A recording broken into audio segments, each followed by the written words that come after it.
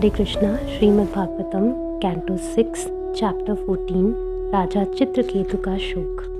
राजा परीक्षित ने सुखदेव गोस्वामी से पूछा, हे विद्वान ब्राह्मण, रजो तथा तमो गुणों से अविष्ट होने के कारण असुर सामान्यतः पापी होते हैं, तो फिर वृत्तासुर भगवान नारायण के प्रति इतना परम प्रेम किस प्रकार प्राप्त कर सका। प्रायः सत्वमय देवता और तथा भौतिक सुख रूपी रज से निष्कलंक ऋषि अत्यंत कठिनाई से मुकुंद के चरण कमलों की शुद्ध भक्ति कर पाते हैं, तो फिर वृत्तासुर इतना बड़ा भक्त किस प्रकार बन सका। इस भौतिक जगत में जीवात्माओं की संख्या उतनी ही है जितने की धूल कण। इन जीवात्माओं में से कुछ ही मनुष्य होते हैं और उनमें से कुछ ही धार्मिक नियमों के पालन में रुचि दिखलाते हैं। ब्राह्मण श्रेष्ठ, हे सुखदेव गोस्वामी, धार्मिक नियमों का पालन करने वाले अनेक मनुष्यों में से कुछ ही भौतिक जगत से मुक्ति पाने के इच्छुक रहते हैं। मुक्ति चाहने वाले हजारों में से किसी एक को वास्तव में मुक्ति लाभ होता है और वह समाज, मित्रता, प्यार, देश, घर, स्त्री तथा संतान के प्रति अपनी आसक्ति का परित्याग कर पाता है। ऐसे हजारों मुक्त पुरुषों में से मुक्ति का वास्तविक अर्थ जानने वाला कोई विरला ही होता है।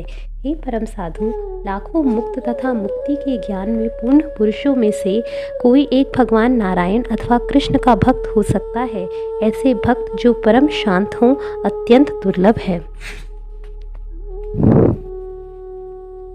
वृत्तासुर युद्ध की धधकती ज्वाला में स्थित था और पापी असुर अन्यों को सदैव कष्ट तथा चिंता पहुंचाने के लिए कुख्यात था।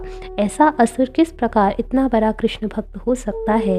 हे प्रभु सुखदेव गोस्वामी, यद्यपि वृत्तासुर पापी असुर था, किंतु उसने सर्वाधिक उन्नत क्षत्रिय का पराक्रम दिखाकर युद्ध में इंद्र को प्रसन्न कर लिया। ऐसा असुर भगवान कृष्ण का महान भक्त क्यों कर हो सका।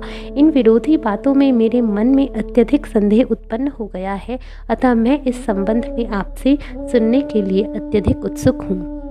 श्री सूत गोस्वामी ने कहा, महाराज परीक्षित के इस उत्तम प्रश्न को सुनकर परम शक्तिमान ऋषि सुखदेव गोस्वामी अपने शिष्य को अत्यंत प्रेम पूर्वक उत्तर देने लगे। श्री सुखदेव गोस्वामी ने कहा, हे राजन, मैं उस इतिहास को तुमसे कहूँगा जिसे मैंने व्यासदेव, नारद तथा देवल के मुखों से सुना है।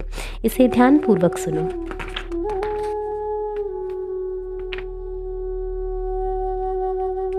हे राजा परीक्षित, शूरसेन प्रदेश में चित्रकेतु नाम का एक चक्रवर्ती राजा था। उसके राज्य में पृथ्वी से जीवन की समस्त आवश्यक वस्तुएं उत्पन्न होती थी। राजा चित्रकेतु ने 1 करोड़ पत्नियां थीं और यद्यपि वह संतान उत्पन्न करने में समर्थ था, किंतु उनसे उसे कोई संतान प्राप्त नहीं हुई। संयोगवश सभी पत्नियां बांझ थीं। इन करोड़ पत्नियों का पति चित्रकेतु अत्यंत रूपवान, उदार तथा तरुण था। वह उच्च कुल में उत्पन्न हुआ था, उसे पूर्ण शिक्षा प्राप्त हुई थी और वह संपत्तिवान एवं ऐश्वर्यवान था। फिर भी इन समस्त गुणों के होते हुए किंतु कोई पुत्र न होने से वह अत्यंत चिंता युक्त रहता था। उनकी सभी रानियां सुमुखी एवं आकर्षक नेत्रों वाली थीं। फिर भी ना तो उसका ऐश्वर्य तथा सैकड़ों हजारों रानियां, ना वे प्रदेश जिनका वह सर्वोच्च स्वामी था, उसे प्रसन्न कर सकते थे। एक बार समस्त ब्रह्मांड में विचरण करते हुए अंगिरा नामक शक्तिशाली ऋषि अकस्मात अपनी शुभेच्छा से राजा चित्रकेतु के महल में पधारे। चित्रकेतु तुरंत ही अपने सिंहासन से उठकर खड़ा हो गया और उनकी अर्चना की। उसने जल तथा खाद्य सामग्री भेंट की और इस प्रकार अपने परम अतिथि के प्रति मेजबान का अपना कर्तव्य पूरा किया। जब अंगिरा ऋषि सुखपूर्वक आसन ग्रहण कर चुके तो राजा अपने मन तथा इंद्रियों को संयमित करके ऋषि के चरणों के निकट भूमि पर बैठ गया। हे राजा परीक्षित, जब चित्रकेतु विनीत भाव से नत होकर ऋषि के चरण कमलों के निकट बैठ गया तो ऋषि ने उसकी विनयशीलता तथा उनके आतिथ्य के लिए साधुवाद दिया और उसे निम्नलिखित शब्दों से संबोधित किया। ऋषि अंगिरा ने कहा, हे राजन, आशा है कि तुम अपने शरीर तथा मन और अपने राज्य पार्षदों तथा सामग्री सहित कुशल से हो। अब प्रकृति के 7 गुण, संपूर्ण भौतिक शक्ति, माया, अहंकार तथा इंद्रिय तृप्ति के 5 पदार्थ अपने अपने क्रम में ठीक रहते हैं तो भौतिक तत्वों के भीतर जीवात्मा सुखी रहता है। इन 7 तत्वों के बिना कोई रह नहीं सकता। इसी प्रकार राजा 7 तत्वों द्वारा सदा आरक्षित रहता है। ये तत्व है उसका उपदेशक, स्वामी या गुरु, उसके मंत्री, उसका राज्य, उसका दुर्ग, उसका कोष, उसके राज्याधिकार तथा उसके मित्र। हे राजन, हे मानवता के ईश, जब राजा अपने पार्षदों पर प्रत्यक्षतः आश्रित रहता है और उनके आदेशों का पालन करता है तो वह सुखी रहता है। इसी प्रकार जब पार्षद राजा को भेंटें प्रदान करते हैं और उसकी आज्ञाओं का पालन करते हैं तो वे भी सुखी रहते हैं। हे राजन, तुम्हारी पत्नियां, नागरिक, सचिव तथा सेवक एवं मसाले तथा तेल के विक्रेता व्यापारी तुम्हारे वश में तो हैं। तुमने अपने मंत्रियों, महल के निवासियों, पुरवासियों, अपने राज्यपालों, अपने पुत्रों तथा अन्य आश्रितों को अपने नियंत्रण में तो कर रखा है। यदि राजा का मन अपने वश में रहता है तो उसके समस्त पारिवारिक प्राणी एवं राज अधिकारी उसके अधीन रहते हैं। उसके प्रांत पालक राज्यपाल समय पर अवरोध रहित कर प्रस्तुत करते हैं। छोटे छोटे सेवकों की तो कोई बात ही नहीं है। हे राजा चित्रकेतु, मैं देख रहा हूँ कि तुम्हारा मन संतुष्ट नहीं है। ऐसा लगता है तुम्हें वांछित लक्ष्य प्राप्त नहीं हो पाया है। यह स्वतः तुम्हारे अपने कारण अथवा अन्य किसी कारण से ऐसा हुआ है। तुम्हारे पीले मुख से तुम्हारी गहरी चिंता झलकती है। सुखदेव गोस्वामी ने कहा, हे राजा परीक्षित, यद्यपि महर्षि अंगिरा को सब कुछ ज्ञात था, फिर भी उन्होंने राजा से इस प्रकार पूछा। अतः पुत्र के इच्छुक राजा चित्रकेतु अत्यंत विनीत भाव से नीचे झुक गए और महर्षि से इस प्रकार बोले। राजा चित्रकेतु ने कहा, हे महाप्रभु अंगिरा, तपस्या, ज्ञान तथा दिव्य समाधि से आप पापमय जीवन के समस्त बंधनों से मुक्त हैं। अतः आप सिद्ध योगी के रूप में हम जैसे बद्धजीवों के अंदर और बाहर की प्रत्येक बात को जान सकते हैं। हे परम आत्मन, आप सब कुछ जानते हैं तो भी आप मुझसे पूछ रहे हैं कि मैं चिंता से पूर्ण क्यों हूँ। अतः मैं आपकी आज्ञा से प्रत्युत्तर में कारण को प्रकट कर रहा हूँ। जिस प्रकार भूखा तथा प्यासा व्यक्ति फूल की मालाओं या चंदन लेप जैसे बाह्य तृप्ति से संतुष्ट नहीं होता, उसी प्रकार पुत्र न होने से मैं अपने साम्राज्य, ऐश्वर्य या संपदा से, जिनके लिए बड़े बड़े देवता भी लालायित रहते हैं, संतुष्ट नहीं हूँ। अतः हे परम साधु, मेरी तथा मेरी पितरों की रक्षा कीजिए, उबारिए, क्योंकि मेरे संतान न होने से वे नरक के अंधकार में धंसते जा रहे हैं। कृपया कुछ ऐसा करें जिससे मुझे पुत्र प्राप्त हो, जो हम सबों को नारकीय दशाओं से उबार सके। महाराजा चित्रकेतु द्वारा प्रार्थना किए जाने पर भगवान ब्रह्मा के मन से उत्पन्न मानस पुत्र अंगिरा ऋषि राजा के प्रति अत्यंत दयाद्र हो उठे। अपने अत्यंत शक्तिशाली व्यक्तित्व के कारण ऋषि ने त्वष्टा नामक देवता को खीर का पिंडदान करके यज्ञ संपन्न किया। हे महाराज परीक्षित, अंगिरा ऋषि ने यज्ञ के अवशेष प्रसाद को चित्रकेतु की लाखों रानियों को सबसे बड़ी तथा परम गुणवती रानी को प्रदान किया, जिसका नाम कृतद्युति था। तत्पश्चात ऋषि ने राजा से कहा, हे राजन, अब तुम्हारे एक पुत्र होगा जो हर्ष तथा शोक दोनों का कारण बनेगा। ऐसा कहकर चित्रकेतु के उत्तर की प्रतीक्षा न करके ऋषि चले गए। अंगिरा द्वारा संपन्न यज्ञ के अवशेष को खाकर कृतद्युति ने चित्रकेतु के वीर से उस प्रकार गर्भ धारण किया जिस प्रकार कृतिका देवी ने अग्नि से भगवान शिव का वीर्य प्राप्त करके स्कंद कार्तिकेय नामक पुत्र को गर्भ में धारण किया था। हे राजा परीक्षित, शूरसेन के राजा महाराज चित्रकेतु के वीर से कृतद्युति का गर्भ उसी प्रकार क्रमशः बढ़ने लगा जिस प्रकार शुक्ल पक्ष में चंद्रमा बढ़ता जाता है। तदंतर समय आने पर राजा के पुत्र उत्पन्न हुआ। इस समाचार को सुनकर शूरसेन देश के समस्त वासी अत्यधिक प्रसन्न हुए। राजा चित्रकेतु विशेष रूप से प्रसन्न थे। स्नान करके पवित्र होकर तथा आभूषणों से सज्जित होकर उन्होंने विद्वान ब्राह्मणों से स्तुति वाचन और आशीर्वाद लेकर पुत्र का जात कर्म संस्कार करवाया। राजा ने इस अनुष्ठान में भाग लेने वाले समस्त ब्राह्मणों को दान में सोना, चांदी, वस्त्र, आभूषण, गांव, घोड़े, हाथी और 60 करोड़ गौएं दी। जिस प्रकार बादल बिना पक्षपात के पृथ्वी पर वर्षा करता है, उसी प्रकार उदार चेता राजा चित्रकेतु ने अपने पुत्र के यश, ऐश्वर्य तथा आयु की वृद्धि के लिए सबों को मुँह मांगी वस्तुएं दी। जिस प्रकार किसी निर्धन व्यक्ति को बड़ी कठिनाई से कुछ धन मिलता है तो उसमें प्रतिदिन उसकी आसक्ति बढ़ती जाती है, इसी प्रकार जब राजा चित्रकेतु को अत्यंत कठिनाई से पुत्र की प्राप्ति हुई तो दिन प्रतिदिन पुत्र के प्रति उसका स्नेह बढ़ता गया। पिता की ही भांति माँ का भी आकर्षण एवं स्नेह पुत्र के प्रति बढ़ता गया। कृतद्युति के पुत्र को देखकर राजा की अन्य पत्नियां पुत्र की कामना से अत्यधिक क्षुब्ध रहने लगी, मानो उन्हें उच्च ज्वर हो। ज्यों ज्यों राजा चित्रकेतु अपने पुत्र का बड़ी सावधानी से लाड़ प्यार करने लगे, त्यों त्यों रानी कृतद्युति के प्रति भी उनका प्रेम प्रगाढ़ होता गया और पुत्रहीन अन्य रानियों के प्रति उनका प्रेम क्रमशः घटने लगा। अन्य रानियां निपुति होने के कारण अत्यंत अप्रसन्न थीं। अपने प्रति राजा की उपेक्षा से वे डाहवश अपने आप को धिक्कारने और पश्चाताप करने लगी। जिस पत्नी के पुत्र नहीं होते वह घर में अपने पति द्वारा उपेक्षित रहती है और सौतों द्वारा दासी के समान उन्नादित होती है। निश्चय ही ऐसी स्त्री अपने पापी जीवन के कारण सब तरह से धिक्कारी जाती है।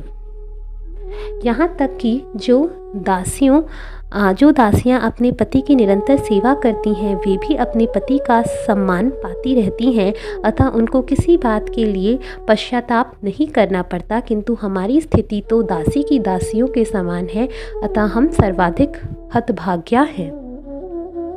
श्री सुखदेव गोस्वामी ने आगे कहा, अपने पति द्वारा उपेक्षित होने तथा कृतद्युति की गोद भरी हुई देखकर सभी सौतें द्वेष से अधिकाधिक जलने लगी। द्वेष बढ़ जाने से रानियों की मति मारी गई। अत्यधिक कठोर हृदय होने तथा राजा से उपेक्षा को न सह सकने के कारण उन्होंने अंत में बालक को विष खिला दिया। अपनी सौतों द्वारा विष दिए जाने की घटना को न जानती हुई रानी कृतद्युति यह सोचकर कि उसका पुत्र गहरी निद्रा में सो रहा है, घर में इधर उधर विचरती रही। उसे पता न चल पाया कि वह मर चुका है। यह सोचकर कि उसका पुत्र बड़ी देर से सो रहा है, उस अत्यंत बुद्धिमान रानी कृतद्युति ने धाय को आज्ञा दी, हे सखी, मेरे पुत्र को यहाँ ले आओ।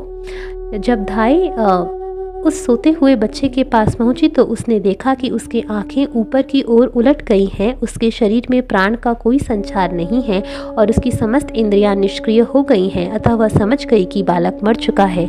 यह देखकर वह तुरंत चिल्ला उठी, हाय, मैं मारी गई, और पृथ्वी पर गिर पड़ी। अत्यंत विक्षुब्ध होकर वह धाय अपने दोनों हाथों से अपनी छाती पीटने लगी और आर्त स्वर से जोर जोर से चिल्लाने लगी। उसकी तेज आवाज़ सुनकर रानी तुरंत आ गई और जब वह अपने पुत्र के पास पहुंची तो देखा कि वह सहसा ही मर चुका था। आघात शोक के कारण रानी मूर्छित होकर पृथ्वी पर ऐसे गिर पड़ी कि उसके बाल तथा वस्त्र बिखर गए। हे राजा परीक्षित, रानी का जोर जोर से विलखना सुनकर रनिवास के सभी स्त्री पुरुष आ पहुँचे। समान रूप से संतप्त होने के कारण रोने लगे। जिन रानियों ने विष दिया था, अपने अपराध को भली भांति जानती हुई वे भी झूठ मूठ रोने का ढोंग करने लगी। जब राजा चित्रकेतु ने सुना कि ना जाने कैसे उसका पुत्र मर गया है तो वह प्रायः अंधा सा हो गया। पुत्र के प्रति आगाध स्नेह के कारण उसका विलाप जलती हुई अग्नि के समान बढ़ता गया और रास्ते भर में वह भूमि पर लगातार गिरता पड़ता तथा लुढ़कता हुआ उस मृत बालक को देखने गया। अपने मंत्रियों तथा अन्य अधिकारियों एवं विद्वान ब्राह्मणों से घिरा हुआ वह राजा वहां पहुंचा और उस बालक के चरणों पर अचेत होकर गिर पड़ा। उसके बाल तथा वस्त्र अस्त व्यस्त हो गए। जब दीर्घ श्वास लेते हुए राजा को होश आया तो उसके नेत्र आंसुओं से भरे हुए थे और वह बोल नहीं पा रहा था। जब रानी ने अपने पति चित्रकेतु को अत्यधिक शोकाकुल और अपने इकलौते पुत्र को मरा हुआ देखा तो वह अनेक प्रकार से शोक प्रकट करने लगी। इससे रनिवास के समस्त वासियों, मंत्रियों तथा समस्त ब्राह्मणों के हृदय की व्यथा बढ़ गई। रानी के सिर को सुशोभित करने वाले फूलों की माला गिर पड़ी और उसके बाल बिखर गए। उसके आंसुओं से नेत्रों में लगा अंजन धुल गया और कुमकुम चूर्ण से लेपित उसके स्तन भीग गए। पुत्र की मृत्यु पर शोक करती हुई उस रानी का दारुण विलाप कुरूरी पक्षी के आर्त स्वर की तरह लग रहा था। हे विधाता, हे सृष्टिकर्ता, तू निश्चय ही अपने सृष्टि कार्य में अनुभवहीन है, क्योंकि पिता के रहते हुए तूने उसके पुत्र की मृत्यु होने दी और इस तरह से अपनी ही सृष्टि के नियमों के विपरीत कार्य किया है। यदि तू नियम भंग करने पर ही तुला है तो तू निश्चय ही समस्त जीवात्माओं का शत्रु है और निर्दयी है।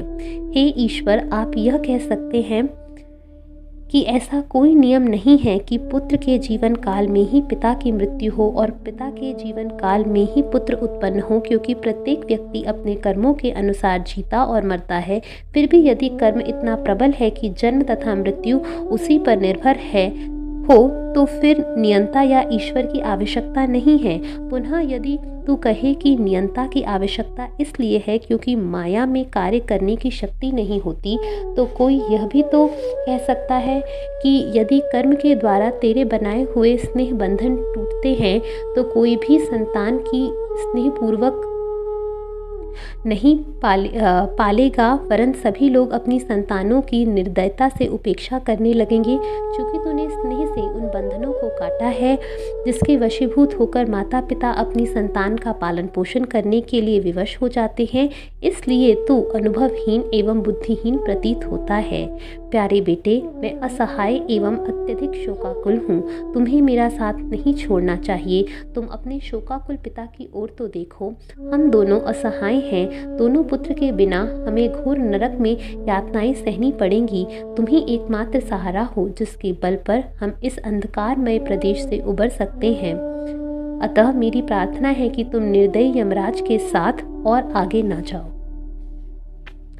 प्यारे बेटे, तुम बहुत देर से सो रहे हो, अब उठ जाओ। तुम्हारे संगी तुम्हें खेलने के लिए बुला रहे हैं। चूँकि तुम्हें बहुत भूख लगी होगी, इसलिए उठो, मेरे स्तनों से दूध पियो और हमारा शोक दूर करो। प्रिय पुत्र, मैं सचमुच अभागिनी हूँ, क्योंकि मैं अब तुम्हारे मुख पर मंद हंसी नहीं देख सकती हूँ। तुमने सदा के लिए आंखें बंद कर ली हैं। अतः मैं इस निष्कर्ष पर पहुँची हूँ कि तुम इस लोक से दूसरे लोक में ले जाए गए हो, जहाँ से तुम लौट नहीं पाओगे। बेटे, मैं तुम्हारी मनमोहक वाणी अब और आगे नहीं सुन सकती हूँ। श्री सुखदेव गोस्वामी ने आगे कहा, इस प्रकार अपने प्रिय पुत्र के लिए विलाप करती हुई अपनी पत्नी के साथ ही राजा चित्रकेतु भी अत्यंत शोक से संतप्त होकर फूट फूट कर रोने लगे।